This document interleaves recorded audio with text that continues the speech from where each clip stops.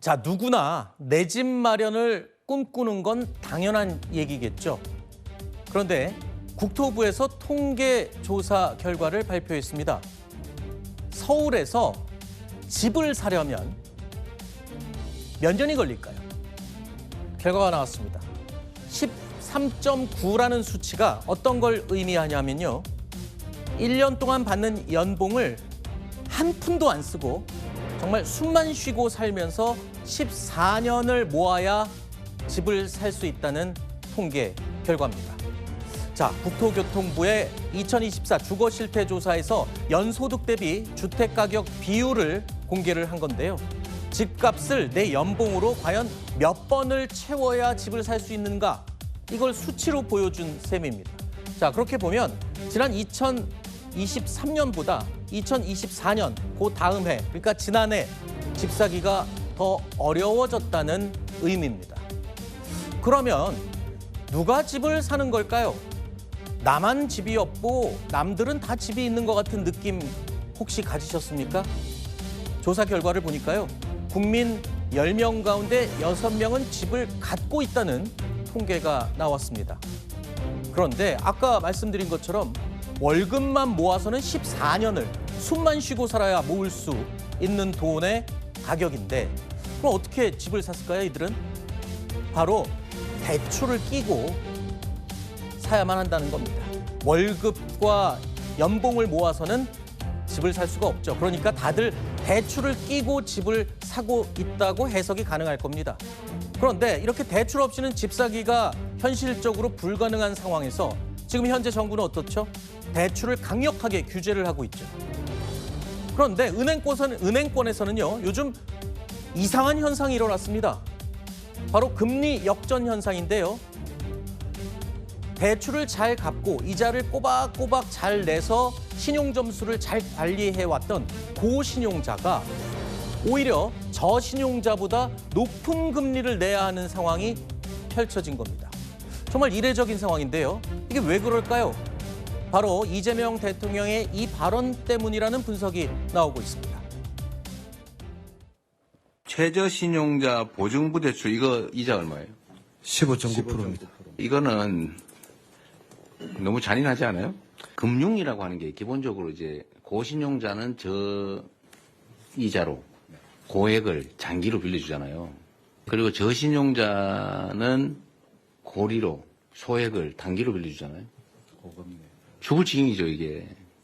가장 잔인한 영역이 금융 영역 같긴 한데. 자, 그러니까 교수님, 네. 이재명 대통령의 저 발언 이후에 은행권에서 발빠르게 움직였어요.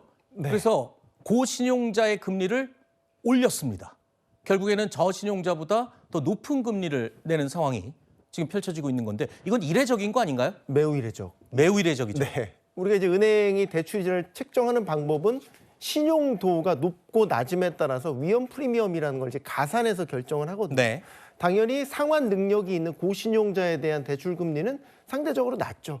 상환 능력이 높다고 판단하니까요. 네. 반대로 이제 중신용자 혹은 저신용자는 상환 위험이 상환하지 못할 위험이 이제 높다고 판단을 해서 그만큼의 위험 가산을 해서 금리가 높을 수밖에 없는데 반대로 지금은 이제 저신용자 금리가 더 낮게 되는 역전 현상이 이례적으로 발생을 했고 앞서 이재명 대통령께서 국무회의석상에서 소위 말씀하셨던 이제 금융계급제에 관한 이런 발언들을 하면서 그게 사실 시중은행들에게 영향을 미친 것이라고 봐요. 또 하나 이재명 정부가 출범하면서 이제 포용금융이라는 이 새로운 이제 그 저신용자들을 위한 그 포용금융 정책이 발현되지 않았습니까? 여기에 각 시중은행들이 뭐 몇십조 원씩 다 출연을 하기로 약속을 한 상태입니다. 이번 주에 그 점검하는 회의도 있다고 하더라고요.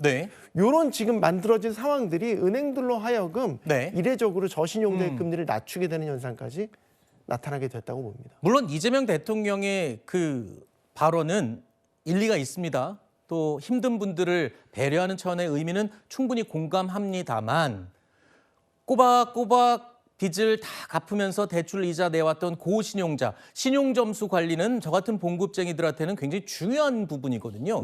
심지어는 우대 금리를 받기 위해서 월급 통장도 연결하고 카드도 그 해당 금융기관 거를 열심히 쓰고 네. 이렇게 해서 0.02% 우대금리 받고 이러거든요. 네. 그런데 그런 노력이 물거품이 되는 거 아닌가요? 이거는 역차별이라는 생각이 많이 든다고들 하던데요. 네, 당연히 그럴 수밖에 없죠. 자기 신용 점수 관리를 되게 철저하게 하시는 분들은 말씀하셨던 대로 계좌 하나, 카드 하나 쓰는 것도 되게 신경 써서 하시고 그분들이 이제 만약에 대출을 지게 되면 신용 점수 관리하려고 열심히 또 상환하려는 그런 의지를 갖고 상환을 하시는데 이렇게 역전되는 현상이 발현되면 이게 이제 장기적으로 지속 가능하지 않다고 보는 거는 네. 제가 극단적 이해 하나 들어볼까요? 네. 만약에 제가 고신용자예요. 근데 중신용자 금리가 더 낮아요. 네. 대출을 받아야 돼요. 그러면 일부러 제가 일부러 신용을 떨어뜨리면 되겠네요. 떨어뜨릴 수 있겠지. 물론 극단적인 예지만. 아니 그거는 카드값 네. 결제 좀 미루고 그리고 이자 조금 연체하고 이러면 신용 점수 팍팍 떨어지잖아요. 그게 이제 모럴 해저드라는 아하. 거죠. 그리고 이제 기존에 빚을 성실하게 상환하셨던 분들에게는 당연히 지금의 이런 현상들은 허탈감으로 다가올 수 있는 거죠. 네. 그래서 포용 금융 물론 정책 취지는 이해를 하지만 시장 금리가 자연스럽게 만들어지는 이 상황까지 만약에 역행하는 게 구조적으로 만들어진다. 이거는 금융 우리 시스템 전반의 신뢰를 매우 떨어뜨리게 될 겁니다. 하나 더 궁금한 게 있습니다.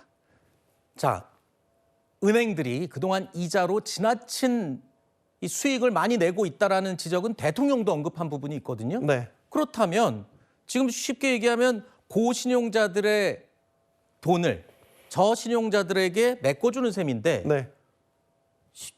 고객들의 돈 갖고 지금 메꾸는 거잖아요. 그러면 여태까지 이자로 잔치 많이 했던 금융권에서 이 고통의 분담을 하면서 조금 동참을 해주면 좋은 거 아닌가요? 오히려 이쪽을 금리를 낮춰주고 여긴 그대로 두고 고신용자는 네. 이런 식으로 하는 거는 왜 안 하는 건가요?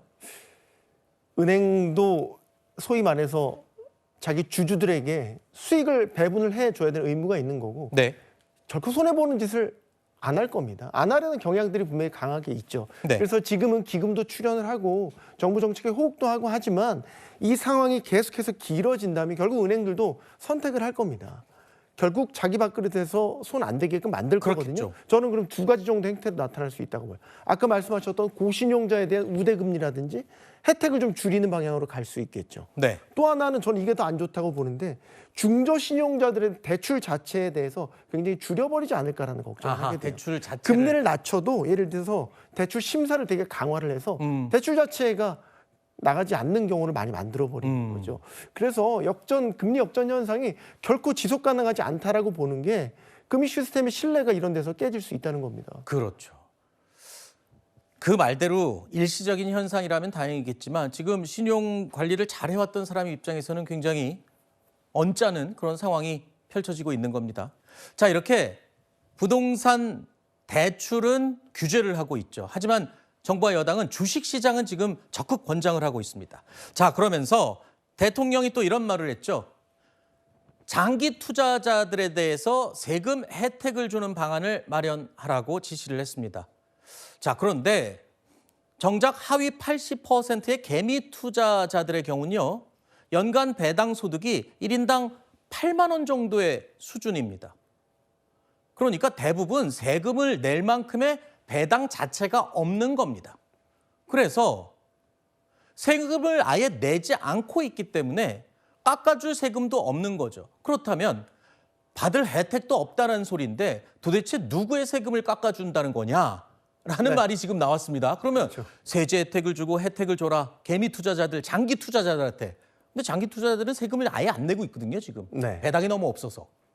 그럼 누구 혜택인가요? 결국에는 그래서 부자감세 논란이 나오는 거죠. 그러니까요. 많이 지금의- 갖고 있는. 네. 지금의 우리 배당 구조를 보면 소위 상위 몇 퍼센트가 배당 소득의 대부분을 가져가는 거고 그렇죠. 우리 대다수의 개인 투자자들은 가정하는 배당 소득이 1인당 10만 원이 채 되지 않는 상황이에요. 네. 그러면 10만 원이 채 되지 않는 저 배당 소득에 대한 분리과세 세율을 낮춰준다 한들 그게 무슨 체감이 되겠습니까? 거기서 오는 한계가 있고 그래서 지금 부자감세 논란이 일고 있는 건데 저는 그럼에도 불구하고 이게 시작점이 될 수 있다라는 생각은 합니다. 네. 이렇게라도 배당 소득에 대한 혜택을 늘려주게 되면 네. 배당의 보수적이었던 상장사, 기업들이 배당에 조금 더 적극적으로 나서게 될 것이고 네. 주식 투자하는 방법이 단기 차익만 노리는 게 아니라 아하. 안정적인 배당 소득으로 충분히 내가 주식 투자할 수 있겠다라는 생각이 개인 투자자들 사이에서 자리 잡히게 되면 조금씩 우리 주식 투자 행태가 바뀌게 되겠죠. 아하. 그러면 이제 배당 소득이 중심이 된 주식 시장이 만들어질 수 있고 그러면 지금 구조 개편하는 부분들이 배당 소득 혜택이 좀 커질 수 있을 겁니다. 그래서 지금 논란은 분명히 있는 건 맞는데 네. 그래도 저는 가야 할 길이라고 봅니다. 그러면 결국에는 굉장히 장기적인 안목으로 기다려야 된다는 거네요. 지금 당장은 뭐 1인당 배당 소득 개미 투자자들 1인당 많아봐야 8만 원이라는데 네. 거기에서 세금 혜택을 줘봐야 돈 1,000원 아닙니까? 돈 1,000원도 안 되는. 체감이 안 되죠. 그러니까요. 네. 근데 뭐 몇 억씩 수익을 보는 대주주 입장에서는 세금 혜택이 꽤 되겠죠. 네. 몇십억 이상 되는 사람은. 하지만 이게 장기적으로 보면 그럼 말씀하신 대로 하면 기업들이 좀 바뀌어야 되네요. 그렇죠. 요게 배당을 이제 좀 많이 주고. 시작점이 돼서 기업들이 이제 배당에 대한 예를 들어 성향을 높인다거나 배당 수익률을 좀 높일 수 있는 주주 친화적인 정책들을 시작을 해야 되겠죠. 그렇군요. 알겠습니다. 자, 부동산과 주식시장 요즘 가장 뜨거운 분야죠. 저희가 하나씩 오늘 이슈가 되고 있는 내용을 짚어봤습니다.